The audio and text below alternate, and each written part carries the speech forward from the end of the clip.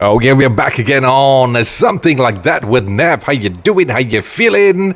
It's been a while. I took a 2 months break as usual. You know, one of those things that you need to take a chill out pill for a while, then come back fresh with a couple of great acts, great shows, great lineups. And today is one of the bands that I've been wanting to have a chat with for a very, very, very long time. Been checking out their gigs. These guys are pretty active when it comes to gigs. I mean, whatever you talk about, whether it's underground gigs or mainstream act gigs, they're pretty much everywhere. So out of 10 gigs, you're guaranteed to see them in at least about 3 to 4 gigs. And finally, they're out with a brand new track. The track was out a while back, and they've just released a brand new music video called The Look. And we're going to talk more about that. But first and up, let's bring in the band members from WICKWEAKY. I have Matin, and also I have Saniy. Matin, right? Matin or Matin? Matin, yeah. Matin, okay, Matin. Yeah. And I have Saniy. Sani's been moving around. We've got his handphone going around. We've been having some internet connection earlier. Fingers crossed. Hopefully it works out fine, man. Abjam, okay. You guys comfortable? They're ready? Good to kick it off? Okay, good. That's all I want to know, man. But first and foremost, let me welcome you to the podcast. Thank you so much. Dah lama nak cakap dengan you orang, tak dapat. Sekarang dapat chance. Thank you very much for coming on board. I like it. And Saniy has gone missing again. I think he has to invest in a better data plan lah. I seriously think he has to. I need to ask him what data plan he used lah. I know. Whether prepaid ke postpaid ni. Malaysia too. Okay, now mind. He's gone for a second, but he'll come back in a bit from now. While we wait for Saniy, let's talk a bit about WICKWEAKY. I just got to know this, man. Why the name WICKWEAKY?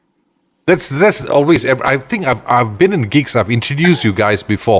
I've hosted some of your gigs, and the name WICKWEAKY is quite catchy. But I want to know why WICKWEAKY. It's a very long story lah to recall, sorry. but, yeah, I can tell you about it. Wiki at that time Jim, I'm and Saniy, we are both friends since school, sekolah menengah, right? So during that time, we share a lot of love about music. Okay, we both play together in a band, and then at that time we just started to create songs and we recorded our first songs. Okay, whenever we have songs, we need to have a name for the band, so we need to think about the name. And Saniy can tell you the rest of the story about the name of. I was just asking Matin, why the name? How did the name WICKWEAKY come on board? It's an interesting name, but it's not like something common, you know. So I just need to know what is WICKWEAKY. It's like now, if you tell me your band started now, I can say something to do with John Wick, but this was way before that. So way before that. I think it was in 2008, something like that. The name itself, the word itself, came from the character in the Transformers movie, Sam Witwicky, the hero. So yeah, we were thinking about many names, but then one night, Matin and I, we were watching the Transformers. Don't know which one. We weren't really a fan. Just I think the second one. Yeah, the second one. And then the name itself is kind of unique. So I talked to Matin. I told Matin, so Wiki sounds nice. Let's just twist the spelling, you know, like. So it becomes WICKWAKY. That's where it came from. No wonder it sounds familiar. It's like I know I've heard this name somewhere, but I just can't really point my finger in it. So okay, now finally the sick cat is out of the bag. Now we know what this thing. Yeah. But you guys started off together. I mean, both of y'all together coming up with a band, and then you had other band members. I'm guessing you have Bart, who was on bass, and then you have Adam on drums, then Aaron, right? Aaron is on the main vocalist. Yeah. Okay, cool. So Aaron, so it's 5 of you guys together, and but you all have your separate lives also, right? This band is in the full-time thingy, right, for you guys. What is it that you all do on a daily basis? Are you still studying? Are you all working? Or I don't know. Yeah, we all have our own day jobs. So I'm actually a music teacher, a freelance music teacher. Oh, okay, that's interesting. Matin, how about you? I'm a port analyst, operation analyst. Okay. Sorry, I'm working at the port. Okay. So you guys have fancy jobs on the day side. But I was told that he was a photographer and also a graphic designer, right? Correct. And how about Adam and Aaron? Aaron works as an admin in Tesco in Kapong. Okay. Somewhere. Yeah, and Adam is he works in a what is he working as, Martin? Like a courier or With something like Ninja that. Korea, yeah. Nice. You Courier. guys got different backgrounds in your daily lives, and coming back to music, you have a different feel, or rather, different vibe altogether. It's like I don't know, man. It's kind of interesting to know that how y'all make time to do your shows and gigs if you have working schedule as such. I mean, music teachers, you have separate. Yeah, you have a very kind of tight schedule. Same goes to you, Martin, and everybody has different work bases. But how do you all make time for music? That's the thing. So right now, because everybody knows how to, handle like software recording Okay. online now, like you can like from distance, right? And for your information, love, Aaron and I are staying in KL. Okay. Martin and the rest are in Perak. Some in Ipoh, some in Taiping. So we're like really remotely, meet Yeah, sometimes online. J- Yeah. that is what's puzzling me. The reason why I'm asking all these questions because it was actually coming to that. It's like I said earlier, is like your name when it comes to gigs and shows. It's like pretty much almost every gig there's your name there. Every poster I see, because I check out underground gigs from time to time, and I see is like, Wiki here, Wiki there. So like kalau ada 10 gig, at least kurang-kurang 4 hingga 5 nama korang ada lah kat situ. That's about that. That's how frequent. But how do you come together? I mean, you're different states, you're Yeah. different towns, and different work background. So how do you all make time to come for such gigs? Do you all choose Okay, your gigs, this is or do you interesting. have Yeah. Do you all actually like choose which gigs to perform, or you just like jump as long we have gigs, let's go for it? Which one is that? Okay, interesting enough. Okay, in 2019 was the last time that we were really active before the pandemic hits, right? Okay, Yeah. during that time, we were really like active every month, like every week we would have gig. It's either in KL or in Ipoh. That would be the most because our fan base, Ipoh is where we based in, right? Yeah. So like what we do is every Friday in KL, if there's a gig in KL on Saturday. So on Friday evening, Martin, after he finishes work, he would pick up Adam and Bud from Perak, drive 4 hours, I think 4 hours, Martin, all the way to KL. 4 hours. Yeah, Friday, correct. yeah. And then the Friday night, Aaron and I, who's staying in working KL, we would book the studio for practice. So once they arrive KL, we practice for about 2 hours in the studio and then sleep tomorrow in action for gig. And once the gig is finished, Martin, but had to work on Sunday, some of them, so they had to straight away go back to Perak. So like, yeah, Crazy, man. it's like touring every week for us. Home. Same goes if it's in Ipoh. If it's in Ipoh, Aaron and I from KL, we would drive down to Perak, jamming for a few hours with Martin and all, and then in action, and then back to KL. It's like that every week. Man, that's crazy, man. Yeah. Because I know another band who actually had something similar. I think it was Toko Kila. Toko Kila did the same thing. Some of the band members were in Yeah, Johor, and some of them were in KL. Uh-huh. So the weekend drive, you drive down, pick up, then finish the show, then run back again. Some go back to Singapore, Yeah. and some come back to JB.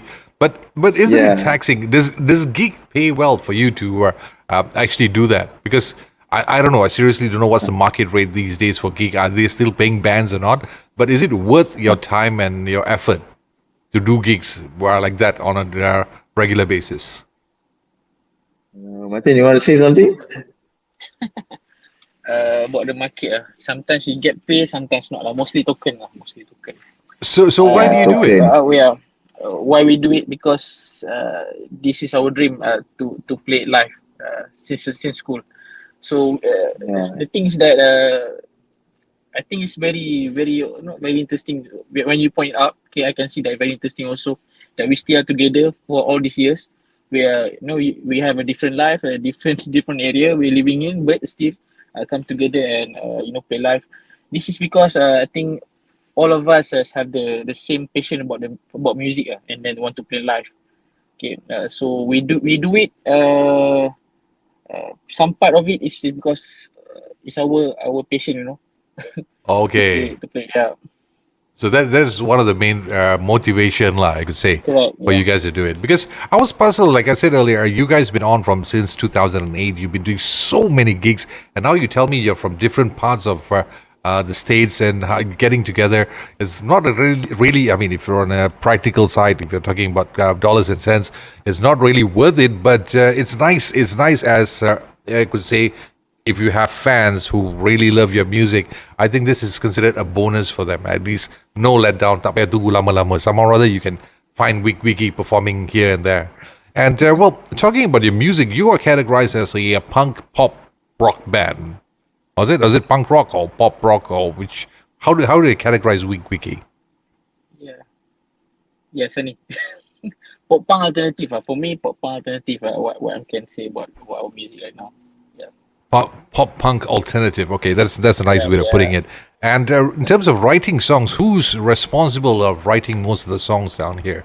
Because you had an EP somewhere around 2019 called "Burn the Forest Down," and Correct. after a while, then you have the Look. Look is not actually a brand new track, right? Look has been on for a while, right? Yeah, the Look. We playing live for a while. I think for a few years already, and then just now we just released it the official audio for it. Okay, we complete the recording. Yeah. The Look is our first single. Okay. Burn the Forest Down was our second EP actually, and the first EP I think around 2014. Okay, we come out with the first EP. So first EP, which one was that? Yeah, I recall the second EP was self-titled. Okay, so wiki only. Yeah. Okay. So who was responsible for this one? The Look. Who actually wrote most of the parts of the song? Before I get into the video part of it. Yeah. Yeah, Matin is the main composer. Yeah, go ahead, Matin. You tell about it. Yeah, usually it was me writing the song, but it takes the band to come up together with the idea and complete the songs. Usually I only come out with the rhythm and melody and also lyric. Yeah, partly. So it's a team effort. It's not only like one or two people writing and composing and. Okay, cool. And what's the Look all about? Because if you look at the lyrics, lyrics weren't actually that much of it. I wouldn't want to say elaborate. There's a long story behind the lyrics. It was kind of limited on the lyrics part of it, but there's of course there has to be a storyline behind that. So what is the Look all about? Yeah, the Look. I don't know how to put in words. It's very very hard. But I'll try. Okay. Mai tembak je lah. Was it specifically for somebody? No. Okay. For me, the Look is a way for me to tell a story. Okay. For me, when I try to write, I imagine one story. Okay, this couple, they have the problem with the trust for each other, right? Okay. So this guy, he want to express the feeling for the girls, right? That she's the only one. Okay, so how can he tell it, right? Tell to the girl. So he telling that he can there's no one no other person that he can look like to the girl he love lah, something like that. Okay. Yeah. It's very very simple song. Straightforward lah. Straightforward. But actually, who was interesting in the song is actually Bart. Okay, my bassist. Exactly. Because I just create a song in the room. Yep. You sing, sorry. Sing. Yeah, I create a song in the room. I sing it. I wrote the lyric and I show it to Bart to let him hear. After he hear it, he cannot let go the melody out of him from his head lah. He said that okay, we need to complete these songs. So from that on, we move on. Nice. Because Bart also played a very important role in this song in terms of the music video, right? Correct. Yeah, but it's because I was hoping actually was Bart around. I wanted to ask him this because he's a man who he's good in photography and graphic designing and so on. As a matter of fact, he did not want to do most of your music video before this, and finally he said yes. Why did he say yes? That's what I want to know to make this particular video. You had so many singles, man. You had so many tracks on the EP, and finally you're coming up with this particular music video. Why did Bart say yes, and what did you do or say to him until he said, okay, I'll do the video? Actually, Bart dia betul-betul minat untuk direct movie ni video dah lama. Okay. Bart ni memang very very interested untuk direct video, but he take his time, to learn more. Okay, he do some experiment at that area, this area, and finally, kita WICKWEAKY lah, okay, kita as band. kita put the trust on to Bud lah. Okay, Bud, kami bagi project ni dekat hang, okay, make it work kan. So that time we have the deal out with Bud, okay. But say that, okay, if you guys really trust me, then I will go for it. And then trust in him, and then we go for it lah. That's nice, why because yeah. well, the music video is pretty. It caught my attention very well because it was a storyline behind the whole music video. It was like, I'll be very honest with you. Sometimes there's a lot of music videos just people strumming and singing, and that's about it. It's just you're watching people perform. That's about it. When it comes to music video. But this one, I kind of like it because like it was a mini drama, a short story going on down there. Yeah. And what caught my attention was main yang botol apa? Botol. Tuduh apa nama game tu? What's the name of the game? Man. Ceper. Okay, that's right. Itu time sekolah kita orang main banyak itu. And the location you took, that was a very interesting location. It looked like one of the words is like they call it the junk store where you have all the antique stuff down there. Yes. So where was this? Where was this thing taken? This music video. Taiping. What's the name of the place? Was there actually a place like that, or you all set up the thing to make it look like that? Okay, I don't know the exactly name for the place, but we contact this owner. Okay, we have this one guy. He have a several shop in Taiping. Okay, and in shop he put all the vintage item there. You can find a lot of things there. I think it is a mini museum. Mini museum. Yeah. Any idea where exactly in Taiping? Kat mana ni? Where exactly in Taiping? Because I would love to pay a visit. That shop caught my attention. I love this kind of stuff. I think technically you helped the guy promote his stall lah. This one depan panorama. I don't know. Sani, you have the area, the place. I don't remember. Tapi dekat Taiping lah, dekat like mini museum. It's very. Maybe I'll check later on and then inform to you. Okay, please. We'll share the details. And let's talk about. Let's talk about the music video itself, storyboard. Whose idea was it for the storyboard? Was it Bart's idea, or was it something that you guys shared and thrown in and said, this is what we want to do for the whole video? Correct. But dia tulis dan direct music video ni. Okay, tapi untuk co-written, I was involved also with Bart in the early stage. Okay. All right, for the benefit of their viewers or listeners who's listening to this particular podcast, before they even check out the music video, could you just give them an idea of what is the music video about? What was the storyline in the music video? I know, I've seen it. I've watched the whole thing. So what was it about? There must be a story behind that, right? Who's that girl? What is she doing? Why y'all playing Cheper? Correct. So if you saw the music video, you can see that we cut short lah kan. Kita ada tergantung sikit. So me and Bud we plan to maybe have a sequel for this to explain more. Okay, what happened over there. Okay, but the idea is very simple. Okay, one guy go to the place. Okay, fight with the mafia boss, right? To take what he want lah. Okay, at the end the rantai tu. Wait, Sani back again? Okay, good. I was trying to get Sani in. All right, no problem. Sorry, you were saying this now? Okay, cerita tu straightforward lah. Okay, hero datang kat kedai tu, okay, lawan dengan boss mafia, and then dia nak ambil something yang dia nak lah, rantai tu. So kita akan explore lagi. Okay, the idea is that we want to explore the background of the main character, and dengan apa connection dia dengan rantai tu, and where he will go next. So there is a follow-up for this video. Okay, that's something interesting to look forward for, because it's like part 1, part 2.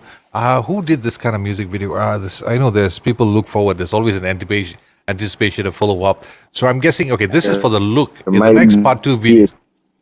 Sequel. Yes, Sani. A prequel for that. Okay, good. So the prequel is for which track? Is it going to be the look 2, or do you have a special track for that? Not necessary, because actually the music video is a separate thing with the song itself. So it's like yes, you get the idea, right? So not necessarily we have a song for the sequel for the song. No, the music video is a separate thing with the song. Okay. So there's no connection actually to the actual song, but is it this? It's Yeah. like a soundtrack for the music video, lah. Yeah, that's the Okay. idea lah. Cool, cool. It's a great music video. If you're, for those listening in right now, if you haven't checked it out yet, I'm going to post it on this particular webpage. You can just check it out. I'm going to share the link on the YouTube. You have to check it out. That's something awesome. So now you got the look released for this particular month of February. Of course, it was released 2 weeks back, and I'm pretty sure there's more follow-ups in terms of your music. So what's up next for WICKWEAKY? Yes, what's up next? We are focusing on the to release on the second single lah from now on. Okay, Okay, we have the idea. Huh? Have you Single, written single. it? Have you recorded the whole thing yet, or is it? No, we have the songs but not recorded yet lah. Okay, Okay. just practice in the studio. Much more to put into. Okay, this time around we're going to release a Malay single song. That is my next question for you guys, because I've also noticed that you're active. A lot of tracks that is actually was in English, album, and the majority of the bands usually they have a balance. You have a bit of more Malay tracks. So just out of curiosity, why haven't you released more Malay numbers in comparison with the English numbers? I mean, of course, English fine, yes, is awesome, but I'm also curious because it seems to be a trend these days that it's like most bands have to come up with at least one or two Malay tracks just to get the airplays on radios or the market itself. I've noticed that even the majority of the band who's like non-Malay speaking groups or other languages, they some or other do release a Malay track. So, but in your case, it's a little different on that part of it. You're focused a lot on English tracks, and the Malay single, I have not seen many, or rather, not much of it out there. So, is there any reason why for this one? No particular reason. I think we don't have really planned out to release how many English songs, how many Malay songs. Just come, whenever it happens.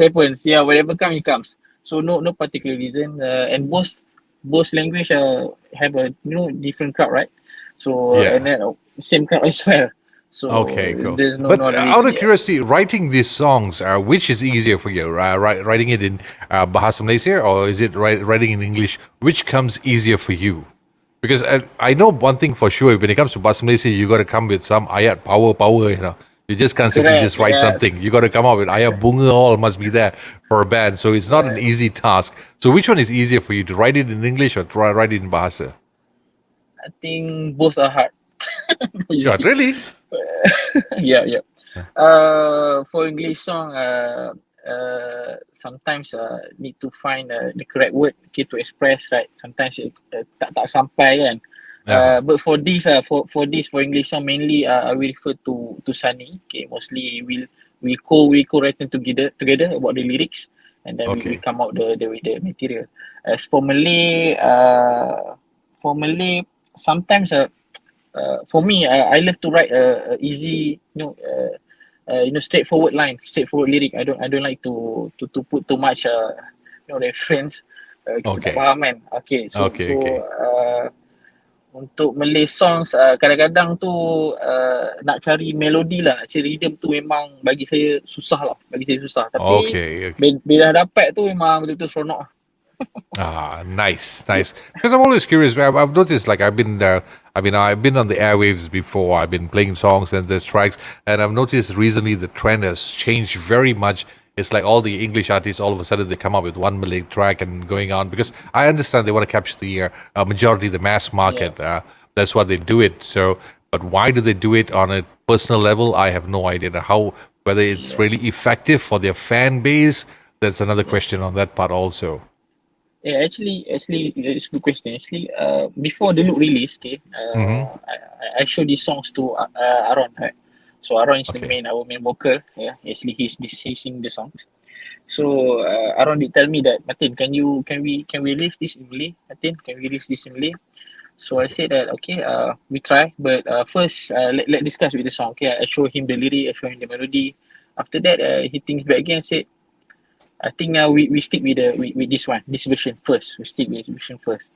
Okay, so it's like I said, no particular reason. Sometimes the songs is suitable for English. Sometimes the song is suitable for Malay. So that's it. I think that's it.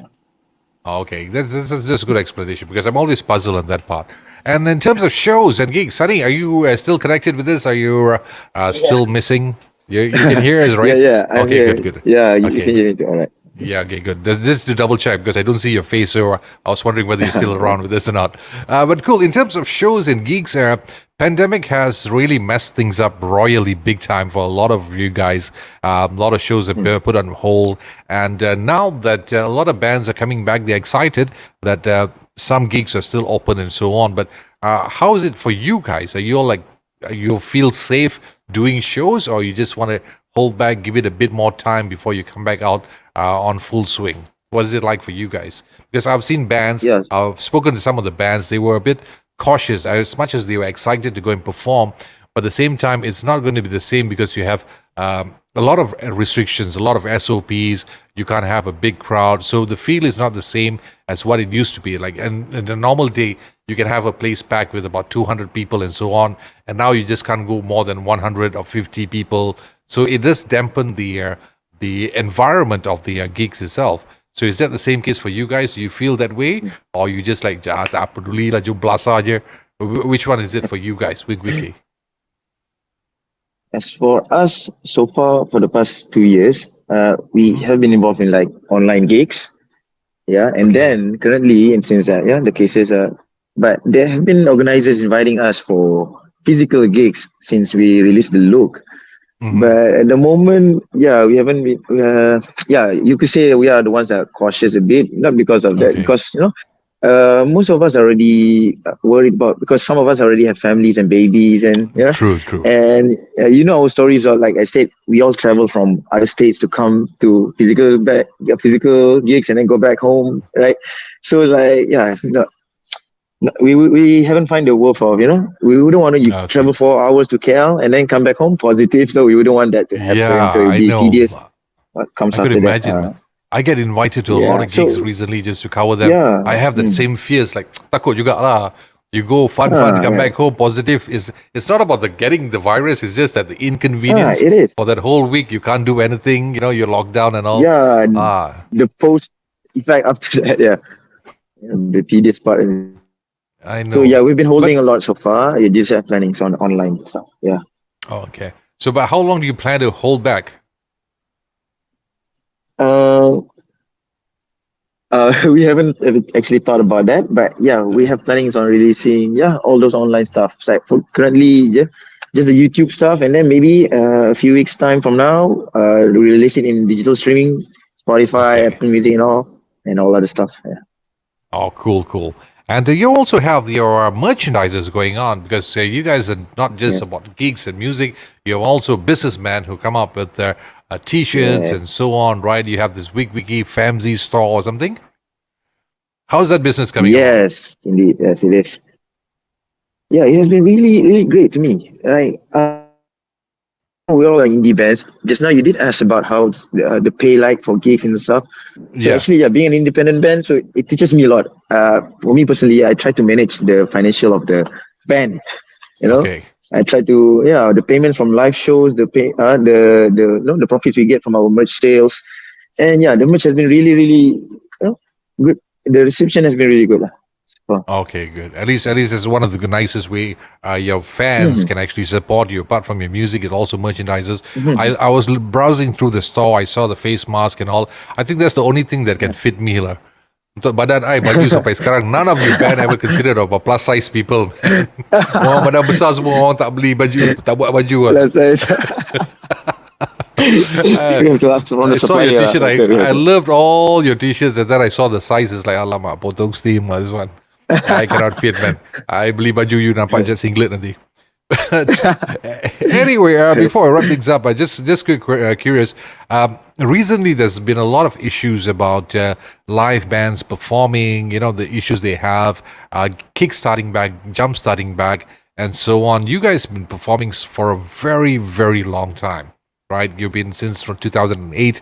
A lot of things have changed through the years, but if you want to make a comeback right now, and with the support of the relevant authorities, bodies and all, what would you suggest to them? Because I know this is one issue recently that took place was Merdeka Raya having issues with permit, bands coming and performing. Buskers also have issues whether they want to perform, don't perform. There's a lot of red tapes here and there. But for geeks, how is it? Is there any improvement so far? Is there anything good, or you think there are some things that needs to be done to make it better for 2022? Just your opinion, both of y'all. What do you have to say?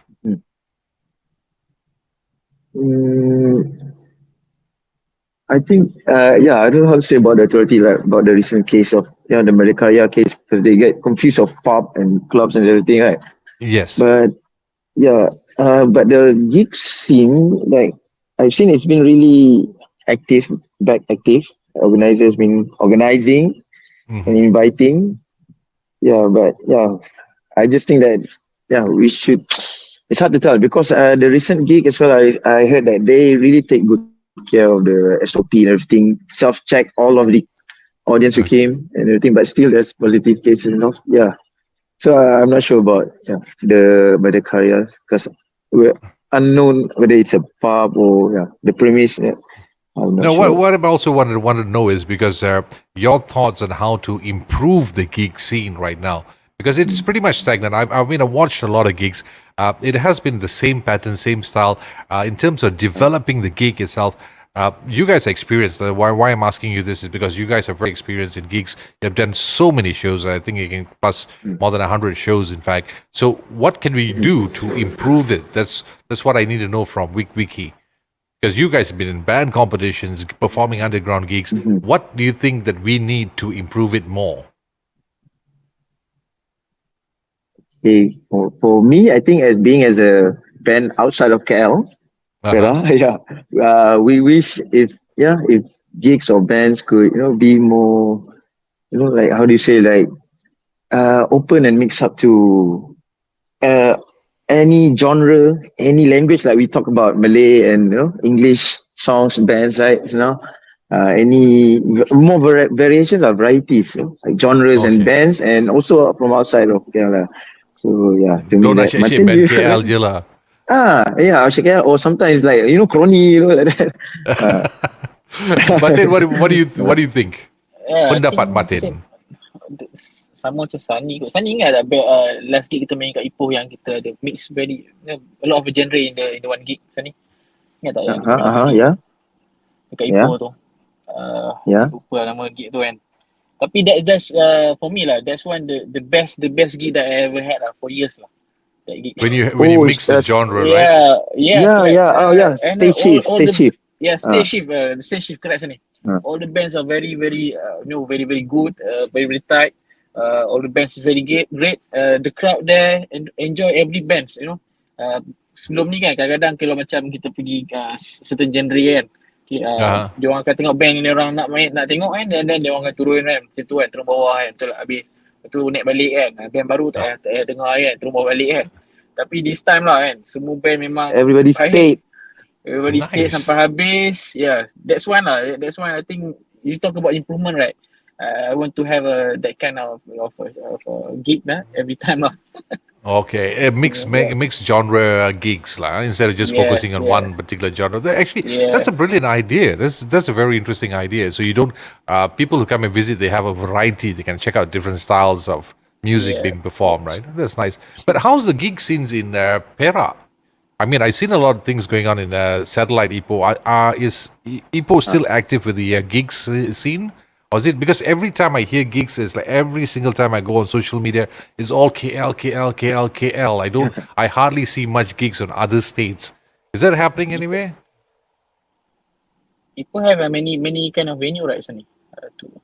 Ipoh has a few venues, and the scene there is quite okay. And the Ipoh bands, there are Ipoh bands. I know. There's a lot of Ipoh boys. I know, man. That's Ipoh boys. Yes. I got to check it out, man. Hopefully you can check it out because I was talking to one of the event organizers. He does a lot of international concert, and he tells me that Ipoh is one of the untapped market. You got to have more gigs and more shows in Ipoh and get all the KL people to drive up to Ipoh and check it out for yourselves. No, you're right.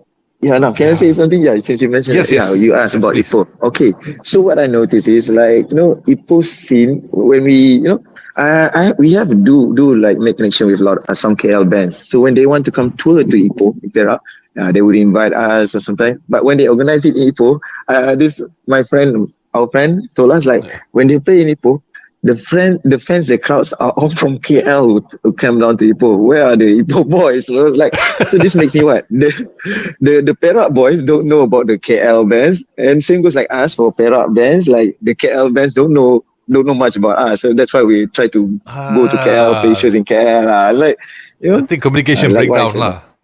yeah, the Ah, fans, I mean, expose you and so. I hopefully can get more shows going on in Ipoh, man. I really look forward for it. I just love my hometown to grow huge when it comes to gigs and so on, especially with you guys. Yeah, And yeah. finding out that you guys from Perak Isa was one of the biggest excitement for me for today, because I didn't exactly know you guys were Taiping. It's like until I was just checking out your profiles, like, hey, Ora Perak. So at least it's good, man. I've come across a couple of bands that they're also from Ipoh. A lot of singers from Ipoh. It's like this is making me super proud, man. Super proud. Anyway, guys, just to wrap things up, I just want to highlight once again, WICKWEAKY is out with a brand new track. The track has been out, but brand new music video entitled "The Look," which is available on YouTube right now, and it's not available on streaming platforms like Spotify all yet, right? Not yet. Yep, not yet. And when is that coming out? Around there? Martin, you want to tell? Because there's a person in charge. No, we'll tell you soon. Soon enough, yeah. We're going to announce it. I think Announce it. Okay, good. Yeah. Yeah. So cool. Probably So enough after our views on YouTube reach 6K, probably. go for it. So spread it. For those listening to this particular podcast, make sure you head on to the YouTube, which I will be posting on the page. Share it with as many people as possible. Comment, like, click on the like button, click on the subscribe button, do all the stuff that you need to do, and support them as much as possible. And also follow them on their social media page. They're active on Instagram. They're active on what is this? Instagram, Facebook. They're on Twitter. And these are the guys. I still find their name on MySpace. I didn't know MySpace still existed. Ha ha ha. Yes. I see. Oh my god, you still have that. Yes. Yeah, I was surprised that MySpace is still exists. Okay, okay, you can find them there. So these are the guys who are very active online. You just type out their name, you can find them in almost every single corner you can think of.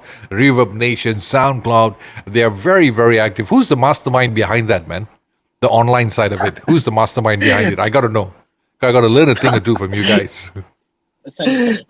Currently it would be me. Yeah. Oh, good. So for now, currently it will be me. Yeah. You're doing a great job, man. It's like after looking at your pages, I was like, shit, man, I've been doing everything wrong for my side. I got to start going back to the drawing board. It's nice to see bands putting in so much initiative, because a lot of people just think I just release music, wait for people to come on YouTube, and that's it. But you have so many places. Your name's pretty much everywhere. You have a good digital footprint. So congratulations on that part, man. All right. So before I wrap things up, is there anything you'd like to share with the whoever's listening in right now? Any message to anyone out there? Any highlights? Any sneak peeks for the listeners? Nothing much, just to promote ourselves. So if you go ahead and check us out on all of our social media. Just type in WICKWEAKY. You'll find us there. And do check out our new video. And we're currently working on the next single, and stay tuned. That's it. Nice. Okay, so I'm gonna post up all the links I can think of on this page, so you can just click on it and check it out for yourself. Once again, Matin, Saniy, thank you so much. Thank you so much for coming on board. Finally, I get to meet you guys. Even though I couldn't see Sunny's face most of the time, but it's okay. Hopefully I can check you out live and in person one of these days. So thank you so much, and thank you so much for joining in. Right? See you guys then. Thank you. Thank you.